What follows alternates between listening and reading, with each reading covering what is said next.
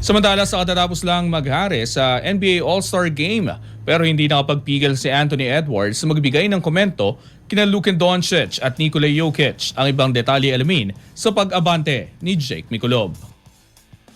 Hindi nagdalawang isip si Anthony Edwards na magbitaw ng matapang na komento matapos ang kanyang MVP performance sa 2026 NBA All-Star Game sa Los Angeles. Matapos pangunahan ng USA Stars sa tagumpay ng bagong mini-tournament format ng All-Star Game, tinutok na Edwards ang usapan sa antas ng kompetisyon at sa mga bituing anyay hindi ganap na nakisabay. Binanggit na Edwards na hindi raw prioridad sa ilang international superstars kabilang sina Luka Doncic at Nikola Jokic ang mag-compete sa All-Star setting. Isang pahayag na agad nag-init sa social media at NBA circles. Sa loob ng court, pinatunayan na Edwards ang kanyang punto. Naging consistent ang kanyang produksyon sa lahat ng laro ng mini-tournament mula opening hanggang finals habang tinutulak ang kanyang koponan sa corona.